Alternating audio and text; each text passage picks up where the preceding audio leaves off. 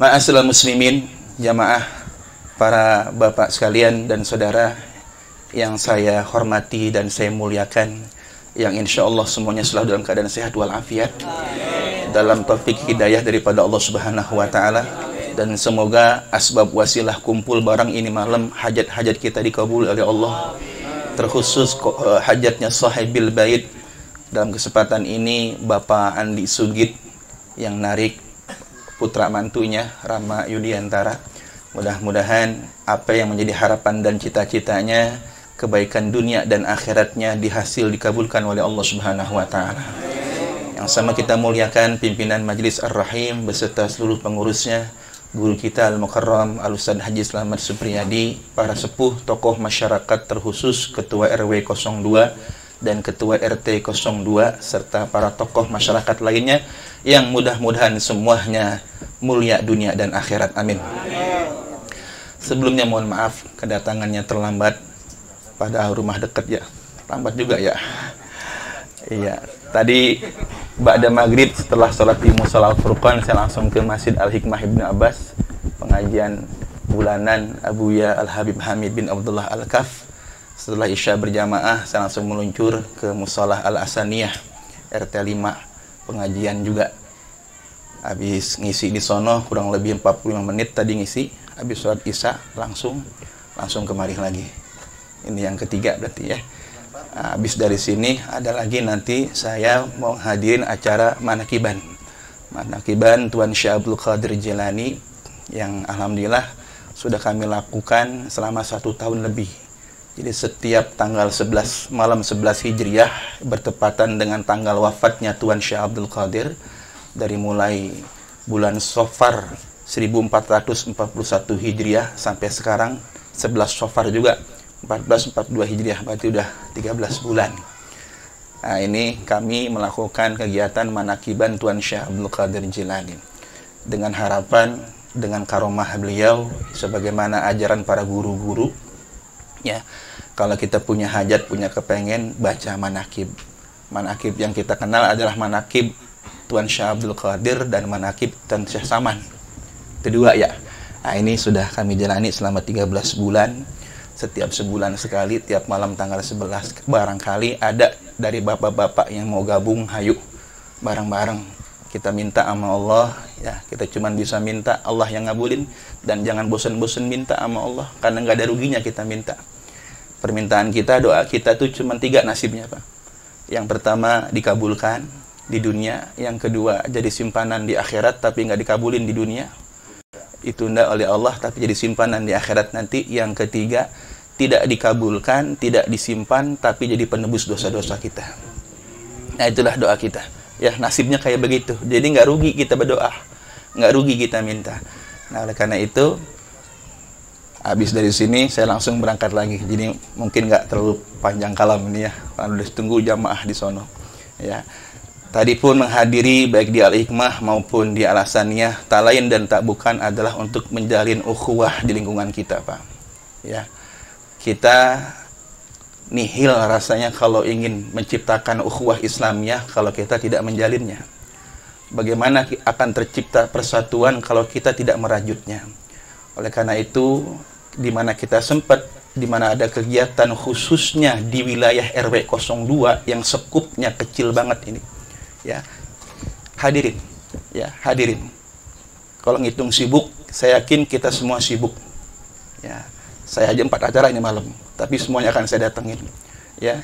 Jadi di mana ada kegiatan lingkungan kita, ayo hadirin. Di mana kita sempat, di mana kita bisa ya, supaya apa? Mimpi kita untuk menjadikan kampung ini terjalin ukhuwah Islamiyahnya, karena nggak akan tercipta itu kalau kita nggak rajut bersama-sama. Oleh karena itu, di setiap kegiatan yang ada di wilayah lingkungan kita, khususnya RW 02, baik di masjid maupun musolahnya atau lingkungan yang lainnya, Ayo sama-sama kita dukung, kita sama-sama bareng-bareng, yang mudah-mudahan kita masuk surganya bareng-bareng nanti ya. Itu Pak, ya harapannya. Amin ya rabbal alamin.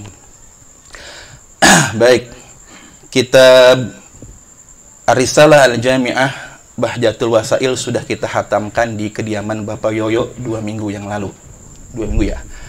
Sudah kita khatamkan, berarti bapak-bapak alhamdulillah pengajian kita sudah menghatamkan 1 kitab. Walaupun mungkin nggak pernah pesantren tapi bisa hatam kitab Pak. Saya aja pesantren hatam kitab cuma 3 ya. Yang katanya pesantren itu pun terpaksa hatamnya. Lah bapak-bapak agak pesantren tapi hatam kitab. Nah, berarti ini subhanallah ya. Jadi bapak-bapak walaupun cuma mendengarkan ya, tapi dapat kebaikannya ya. Apalagi syukur-syukur bisa bawa kitab kayak begini. Bawa bisa.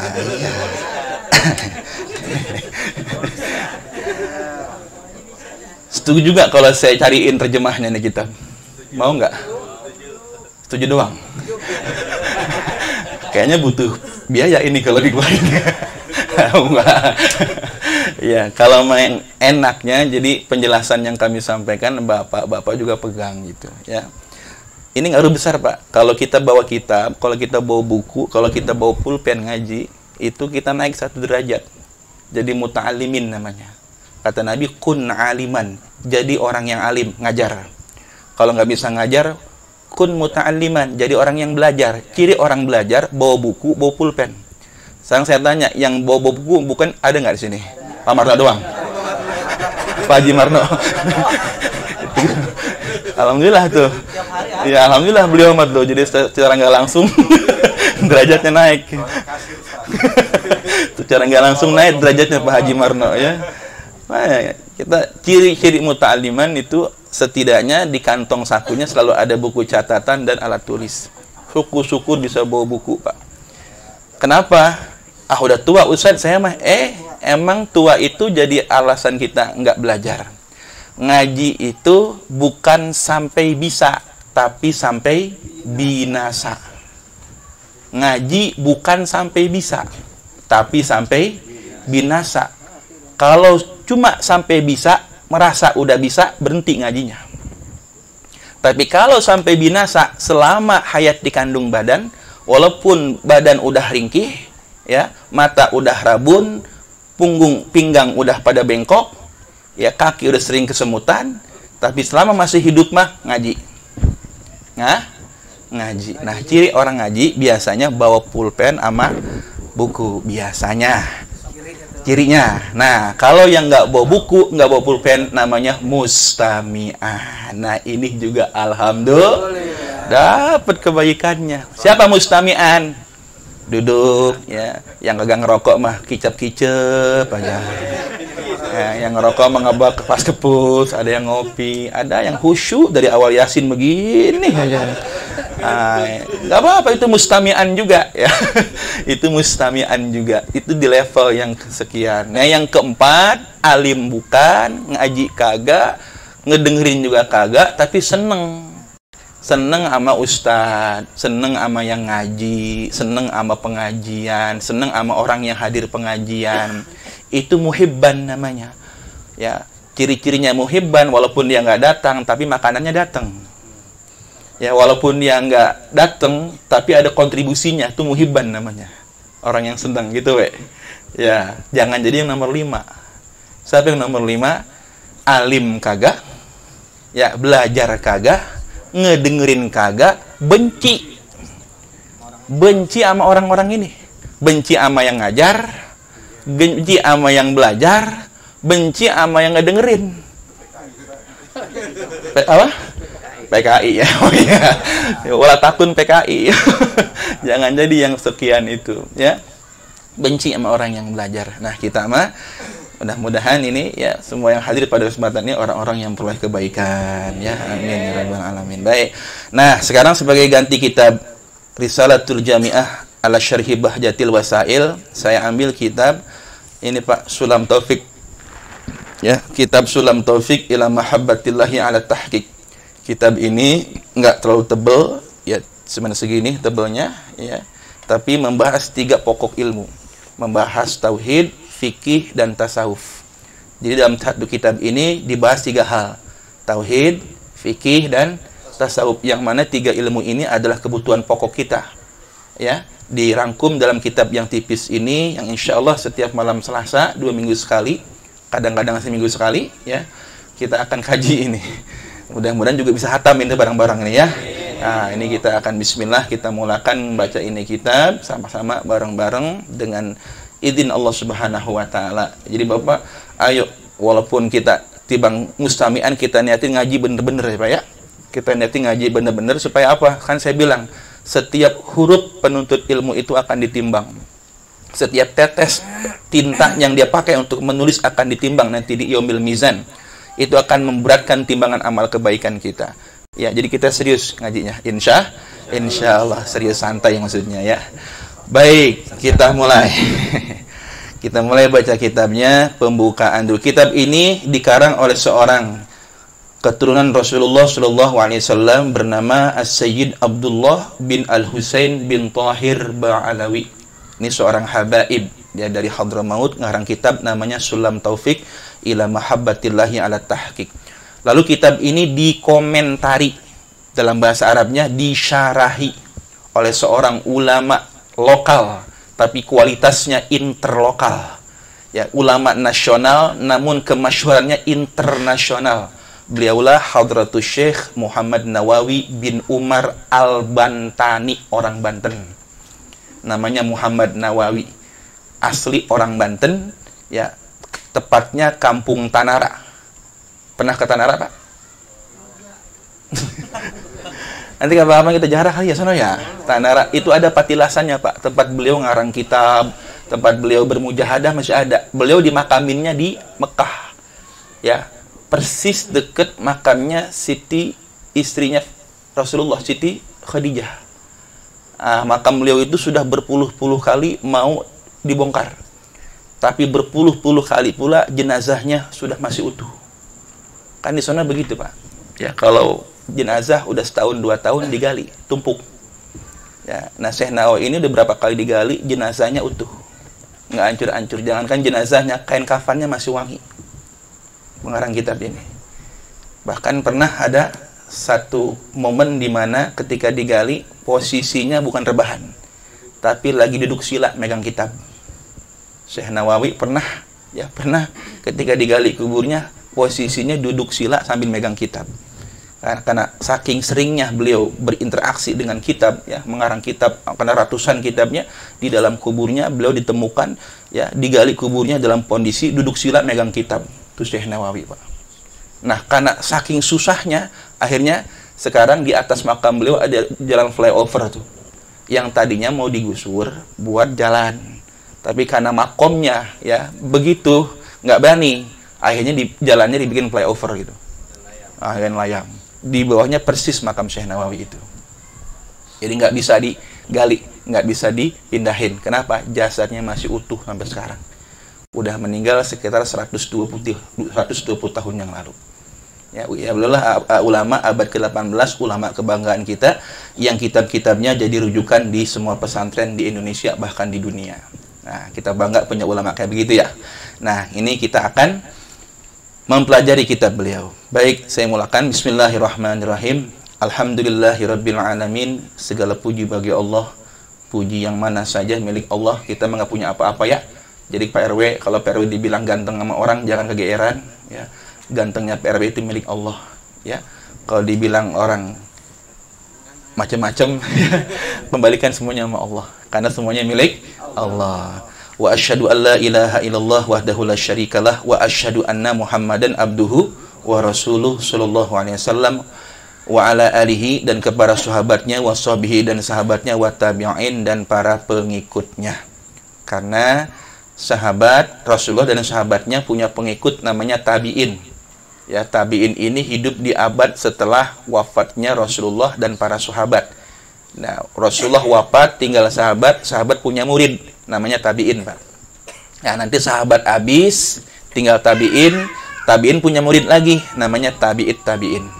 Nah, sholawat ini mudah-mudahan tersampaikan kepada Rasulullah, keluarganya, sahabatnya, dan para pengikutnya, dan mudah-mudahan sampai ke kita semua. Amin.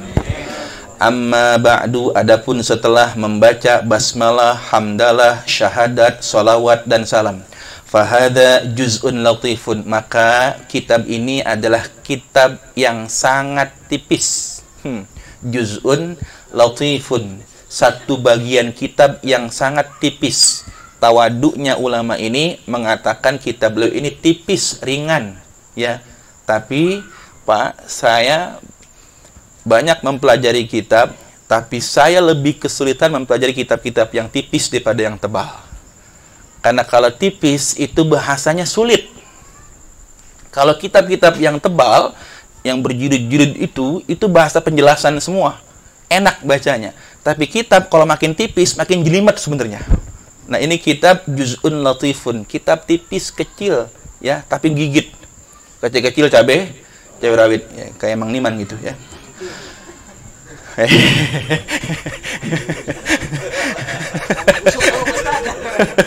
Apa jadi ke situ sih ya? Maafin ya, kadang lidah nggak bisa direm, Bang, maafin ya. Yassarahullahu ta'ala. Semoga Allah Ta'ala memudahkannya, ya, memudahkan siapapun orang yang akan mempelajari kitab ini, fima yajibu, di dalam menjelaskan perkara yang wajib, ta'allumuhu, mempelajarinya, wa ta'limahu, dan mengajarkannya. Jadi siapapun nanti yang mempelajari atau mengajarkan kitab ini, ya, maka pengarang kitabnya berdoa semoga dikasih kemudahan. Amin. Jadi beliau ngedoain kita, baik yang nyampeinnya maupun yang ngedengerinnya, mudah-mudahan dikasih kemudahan dalam memahami isi kitab ini. Amin. Ya. Wal amalu bihi, bukan cuma sekedar paham, ya, wal amalu bihi, dan mudah-mudahan Allah berikan kemudahan dalam mengamalkan kitab ini. Karena yang paling baik setelah kita belajar adalah beramal. Jadi ini kita panduannya, karena sudah punya panduan, kita tinggal mengamalkannya.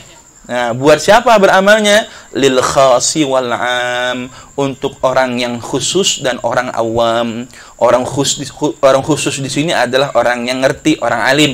Orang awam itu orang-orang kayak kita, ya, orang-orang yang belum ngerti. Jadi beliau doain semoga Allah berikan kemudahan dalam mempelajari dan mengajarinya dan dalam mengamalkannya, baik untuk orang yang ngerti maupun yang belum ngerti kayak kita. Amin ya rabbal alamin.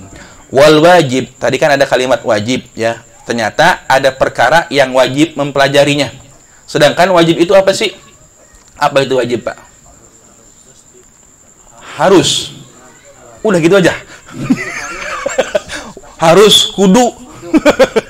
Ya, wajib. Ya, secara garis besar, walaupun cuma satu kata, Bapak benar. Apa wajib? Kudu. Udah gitu aja.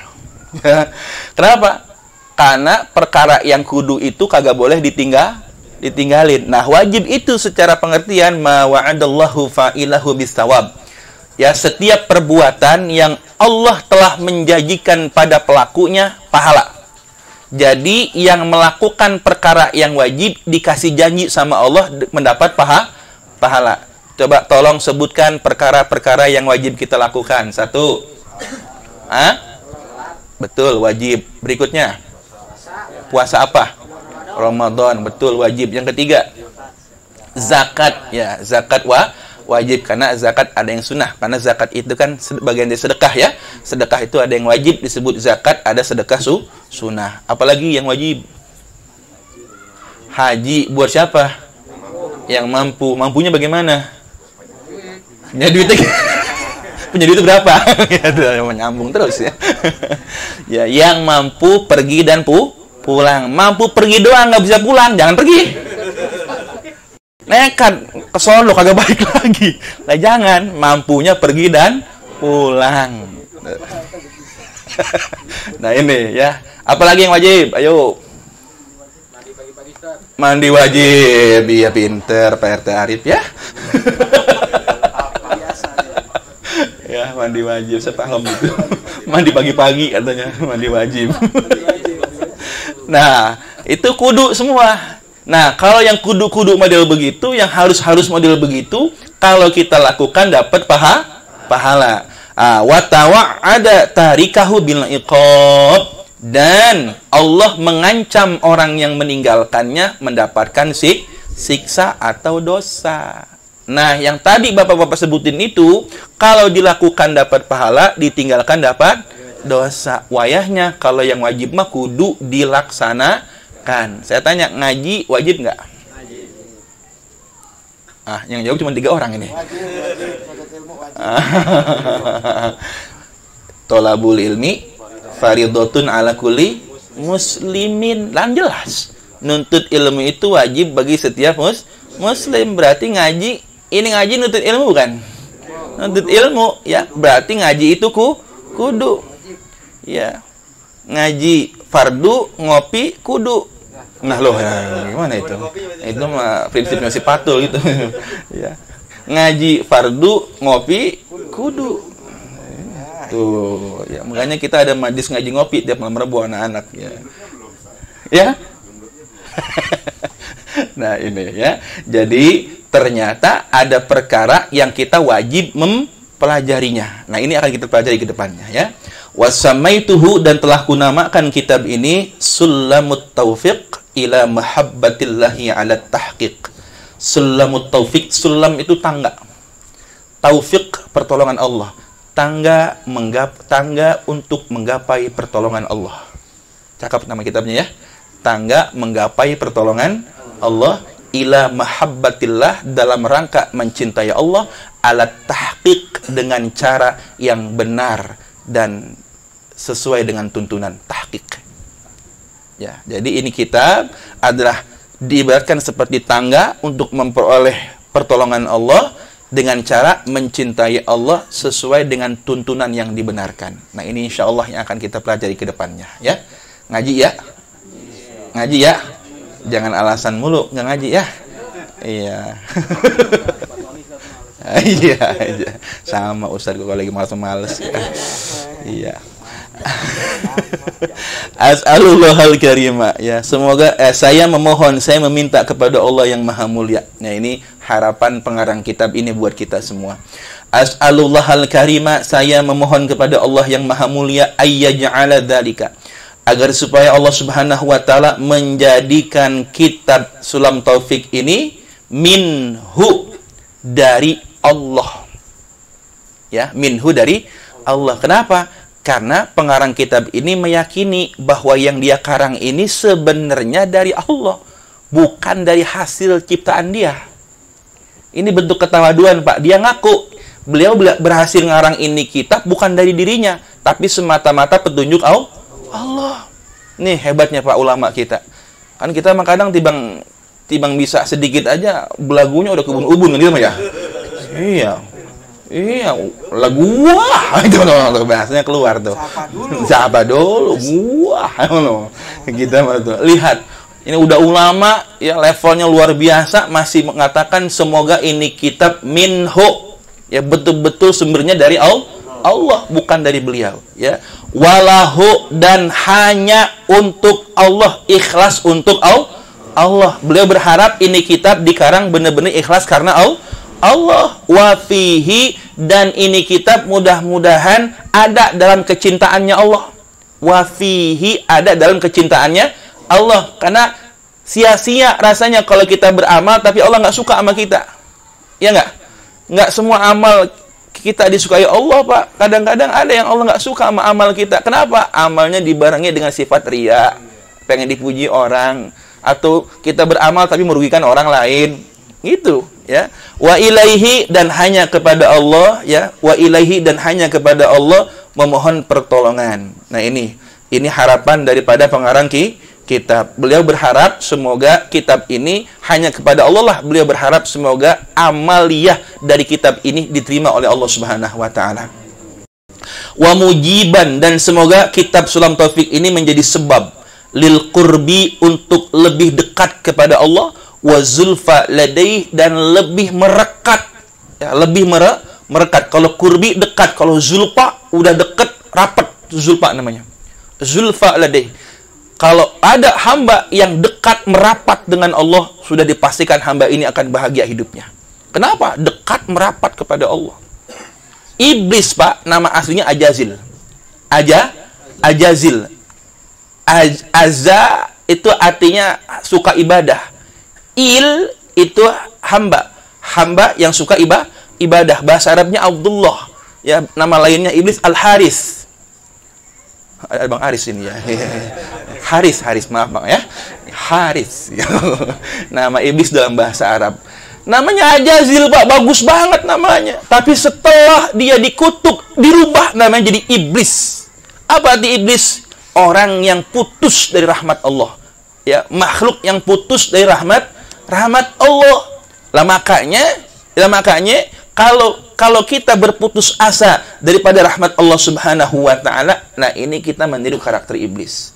Jangan pernah kita jangan kita menjauh dari Allah Subhanahu wa taala, karena iblis lebih memilih untuk jauh dari Allah, makanya dia putus dari rahmat Allah. Iblis kalau dia nyadar nih ya. Iblis kalau dengerin nih ya iblis ya. Kalau iblis nyadar nih ya, kalau setan nih anak-anaknya pada nyadar, dia dipanjangin umurnya sampai kiamat tuh Allah kasihan sama dia. Wahai para setan, dengarkan ini baik-baik lah. Kalau pada hadir, sombong amat. Ya, nggak apa-apa. Kalau sombong sama musuh, biarin, Pak. Ya, takabur sama orang yang takabur, sedekah. Takabur sama musuh, sedekah.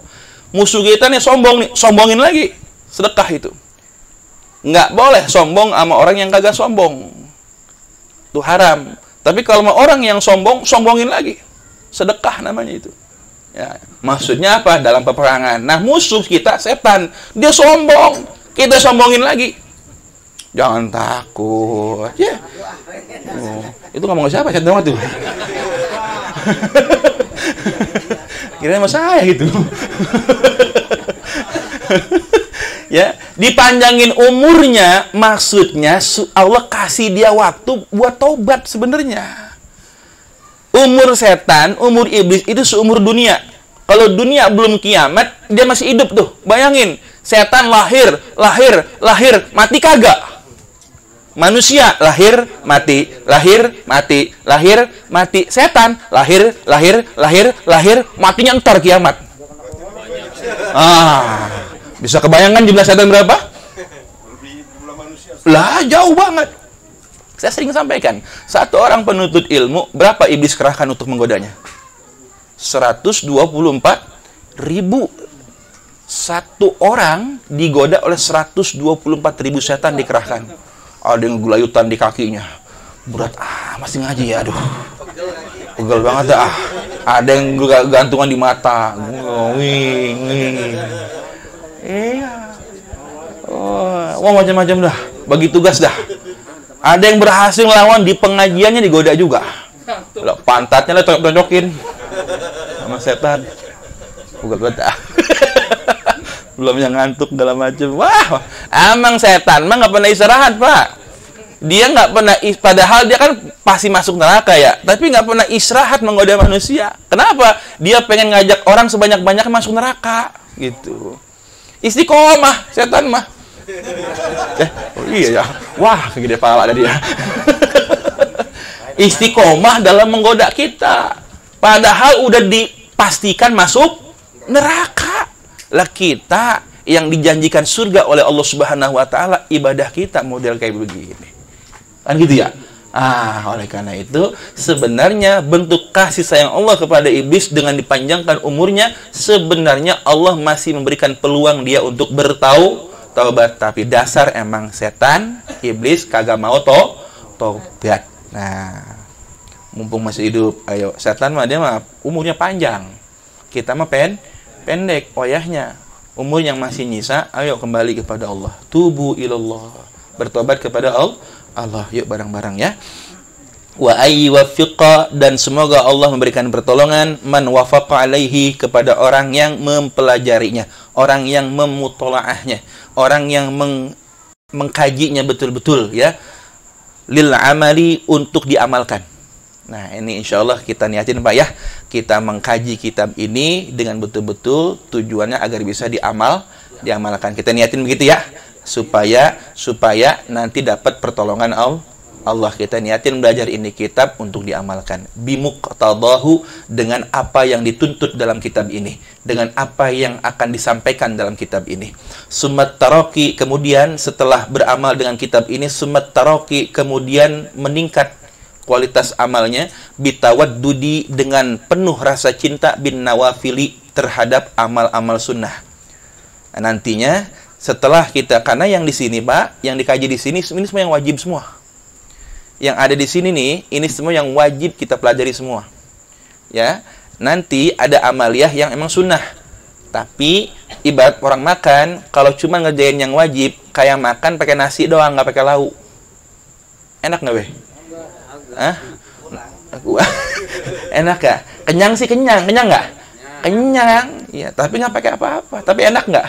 Nggak enak. Nah ini, kalau kita cuma beramal yang wajib, tapi nggak beramal yang sunnah, seperti makan ya tanpa lauk pauk, ya kurang afdol gitu ya. Justru orang yang naik derajatnya karena sering mengamalkan yang sunnah sebenarnya. Apa sih contohnya? Yang sepele aja Pak, pakai sendal loh. Kalau pakai sendal kanan dulu kiri dulu? Kanan dulu. Nah, Gening tahu itu, tapi saya perhatiin jarang yang begitu.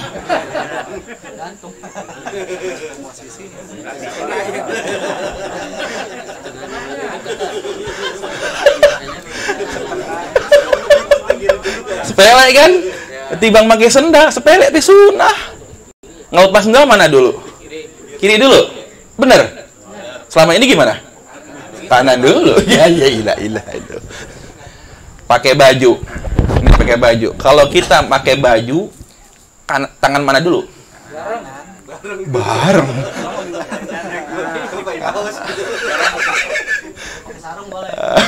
Iya, barung pasti bareng lah. Ngejebrus kalau barung mah ya. Kalau pakai baju kanan masukin, kalau lepas kiri. Itu kan sepele, tapi sunnah Pak. Masuk musola, kaki mana dulu? Kanan. Tapi ngelepas sendal? Nah, mulai bingung nih. Masuk masjid kan kanan dulu. Kan sebelum masuk lepas sendal dulu kan? Mau pakai sendal? Dia main Pak, oh iya ntar. Nah, kalau emang masuk masjid kanan dulu, ya, sedangkan buka sendal kiri dulu, gimana cara masuknya kita? Kiri dulu buka, masuk, kiri, dan baru buka kanan, baru masuk lagi. Kujuk-kujuk datang ke musola.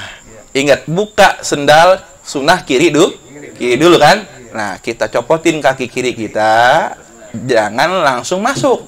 Injek di atas sendal kiri. Copotin kaki kanan dari sendal, langkahkan ke masjid. Nah, kaki kiri baru ngikutin. Begitu caranya. Lah kalau kita lepas sendal kiri, langsung melangkah ke kanan, sendal baru copotin itu. Ya kan? Ya kan? Nah, caranya datang, pas masuk masjid nih, buka kaki kiri. Nah, jangan masuk. Injak sendalnya di atas sendal kakinya. Dah, buka sendal kanan, langkah kaki kanan. Kiri baru menyusul. Itu sunnahnya. Nah, ternyata sesuai ya? Di kiri sendal yang lain terdatang begitu kan kiri sendal yang lain tuh. Itu tiap subuh begitu. Biar rapi sendal. Makanya sebenarnya ya Allah, kalau kita mau ibadah gampang banget ya Pak. Cuman ini saya sendiri pun belum mau ngapalkannya ya. Kalau kita mau ibadah nih, sendal orang kita putar balik semuanya. Kita putar balik. Jadi ngadep sono semua kakinya. Kan diputar balik, diempongin. Diikat jadi satu. Jadi mana sih contohin nih, sendal nih. Kan kita kalau masuk begini tuh ya posisinya. Otomatis kalau kita keluar, kita muter jadinya kan? Kalau gini enak kan posisinya? Ya. Nah, keluar langsung. Ingat, keluar masjid kaki kiri, kaki mana dulu? Kiri. Pakai sendal mana dulu? Nah, gimana caranya? Injek lagi, pinter. Keluar ya, langsung injek kaki, injek sendal kiri, kaki kanan keluar, langsung masuk sendal kanan. Nah, baru masukin sendal kiri. Nah, kalau gini enak. Ya. Langkah mah ya langkah biasa. Maju jalan gitu ya. Tuh kan? Ini Pak, sepele banget, tapi ya banyak orang yang naik derajatnya gara-gara timbang masalah pakai sendal sama buka baju doang.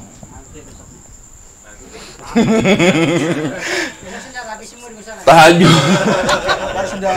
Jauh-jauh banget jaraknya. Makanya ini kelihatannya sepele, tapi ini ibadah Pak jarang yang lakuin. Iya.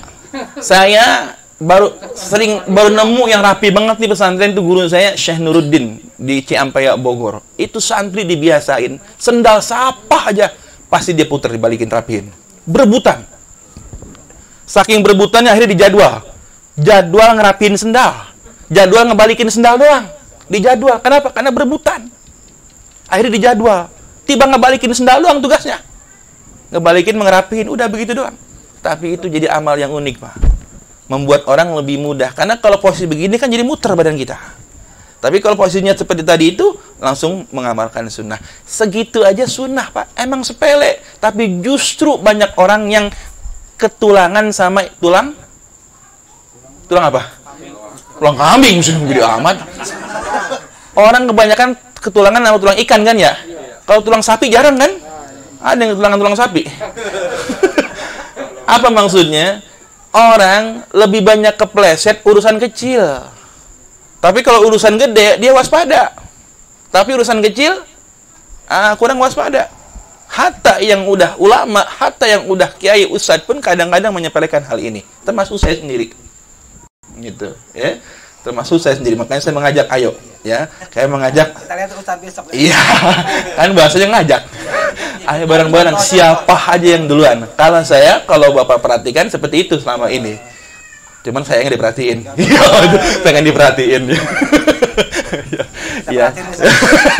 Ya, seperti itu. Supaya apa? Sekecil apapun kita pengen nyunah. Itu aja maksudnya, mah.